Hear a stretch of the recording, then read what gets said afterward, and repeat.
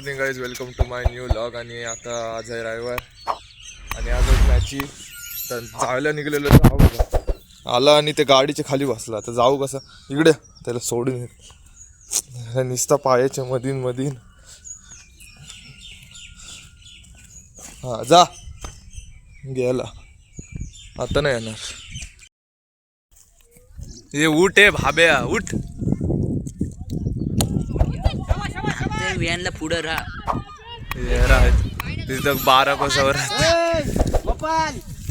जय coach.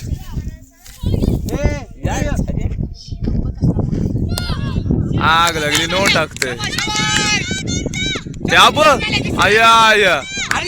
अरे ball अडव तू. त्याला box याच्या स्पंचच्या मॅची त्याला खेळायला सांग. तुला धरायला लोक बॉल. तू एक च काहीच नो बॉल टाकते लाईनीचा. बॅट घाल तू, बॉल धरतो, चौका सोडलास तो. त्याने सोडला म्हणून तू नाही तोडला. तू तर किती 2-3 बॉल सोडलं. एकच बॉल सोडला वेदी. यो हमने नो टाकते लाईनीचं. ती लाईन वर तिथं तिकडे किती पुढे आहे. साईडला बॉल टाकतो, इकडे का टाकतो. बॉलिंग टाकतो. जाता विकेट नका टाकू. ए कुणाल, विकेट नका टाकू. ऐक ऐक, गप रा, मॅच नको सोडू. तीन येतात.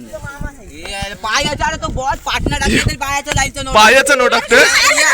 दिसरात खेळतच असतस. नो कशाला लागला बे, हा चौका पडला असता. जा जा जा, दोघा विकेट नका टाकू. राहू दे गे, आता करा. टाकलं तर काय करशील. अंडी मारेल त्यांनी दिलेल्या.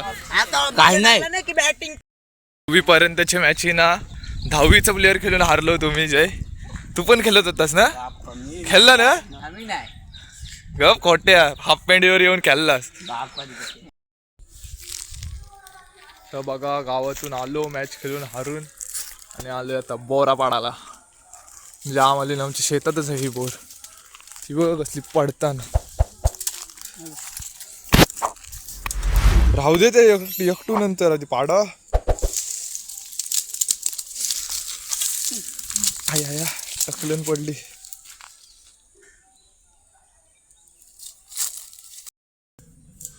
नको मारू. एवढीशीच भेटली बघा, आमची काठीची आखडी तुटली. यो बघा आमच्या बोरा खावायला येते. गप गप येरा साला ऐकत नाही. जा ए धरीन आता. मारीन ब येऱ्या बाईला. शेपटी तोडीन. चल चल चल माझ्याशी तो कसं पिसल ते. माझ्याशी ब रट्टा देईन ब. चल येऱ्या साल्या बोरा खावाला. ममद्या जा आता आला असतं ब बाईला. आता ये डायरेक्ट लोलवीन तुला. येरा साला ऐकत नाही. त्याला तर राग आला हो, बोराने दिली तर गेला तिकडं.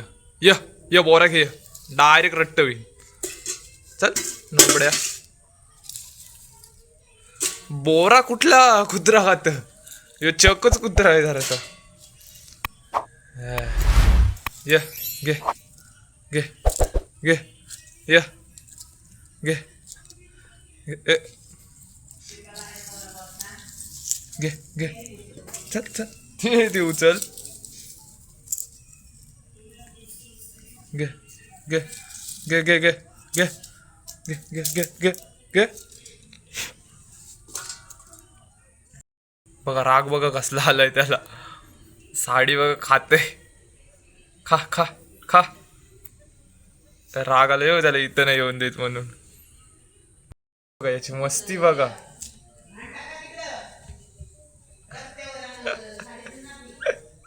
येरा झालाय. काढ परल तो. आता येईल परत. खेच त्याला. चावते बघा. बघा मॅच सुरू झालंय आणि आता मी चाललोय. विपुलला देते इकडं चेकपोस्टला, म्हणजे पेजारीला. त्याच्याकडनं शूज आणायला आणि तो मला देते त्याची बॅट स्पोर्ट्सची. शपथ आहे बघा इथं बघा तो त्याची मारते बघा त्याला. ए म्हणजे मारत नाही हो त्यांच्या मस्त जा मारतेस काय तिला छॉग लवली वडीन ये रे येरी साली. शूज आणायला गेलो आणि विपुलाची बॅट पण आणली. कडक आहे एकदम शिवनेरी स्पोर्ट्स. आणि बघा ईशान किशन कसा सोलतय 72 मग 9 चौकार 3 6. ईशान किशननी सोलण्या काढायच्या घेतल्या. स्पिनरांचे मोठे स्पिनर हरलेलं कोणतो एक थांबून टाकतो तो नाव नाही माहिती. सगळ्यांच्या शातप बिदाबच्या इफ्तिकार एमच्या ठिकऱ्या डायरेक्ट उडवल्या या ना डायरेक्ट ठिकऱ्या उडवल्या. पण आता अनफिट आहे तो म्हणजे काहीतरी लागले त्याचे जरा. आता कसा खेळतोय तो पण आता मारल तो सेंचुरी मारल. तर गाईज बघा अचानकच आलो चायनीजला. प्लॅन ठरला सगळी जण आहेत बघा. यश बिसचा अयो यो याला मेन बघा दिसतंय दाखवलं ना डाय दिसतंय. आणि बघा आई चायनीज कॉर्नरला आलेलो. आमच्याकडे नवीनच खोललाय आणि समोर आहे त्या चायनीजचा ओनर. दादा प्रथम तर तुम्ही चायनीज खोलला त्याच्यासाठी कॉंग्रॅच्युलेशन. तर तू काय सांगशील? आपलं चायनीज हे आरके मार्केटच्या समोर आई चायनीज हे नवीन खोललेलं आहे. मला असं वाटतं की कुठेतरी मराठी माणूस हा नोकरीमध्ये अडकला जातो. नोकरी काम कुठेतरी छत्रपती शिवाजी महाराज म्हणतात की गुलामी माणसाने किती करायची. कुठेतरी आईसाठी आपले स्वतःचे राज्य म्हणून छत्रपती शिवाजी महाराजांनी एक स्वराज्य घडलं. स्वराज्य म्हणजे स्वतःचे राज्य. म्हणजे तिथे कोणाची गुलाबी नाही. कोण बोललं उठ तर उठ बस तर बस. म्हणजे माणसाने स्वाभिमानाने जगला पाहिजे असं मला वाटतं. म्हणजे आता शिवजयंती येतोय त्याच्यानिमित्त माझं पण स्वप्न होतं की माझ्या आईसाठी काहीतरी मी करावं. त्यासाठी मी माझ्या चायनीजला आई चायनीज म्हणून नाव दिलं आहे. ही आईची आठवण म्हणून. आणि खरोखर पुढं प्रत्येक मराठी माणसाने जिद्दीने उठावं आणि नवीन काहीतरी करावं आणि स्वतःच्या पायावर उभं राहावं. आणि प्रत्येक मराठी माणसाने बिझनेसमध्ये घुसावं. नोकरी म्हणजे गुलामी आहे. एवढे बोलतो आणि माझे मी 2 शब्द पूर्ण करतो. दादा एक लास्टचा तू पुढच्या पिढीला म्हणजे येणाऱ्या पिढीला काय सांगशील? येणाऱ्या पिढीला मी एवढंच सांगेल की गुलामी सोडून मराठी माणूस कुठेतरी मागे पडला आहे. आपल्यामध्ये बिझनेस फक्त मारवाडी लोक करतात.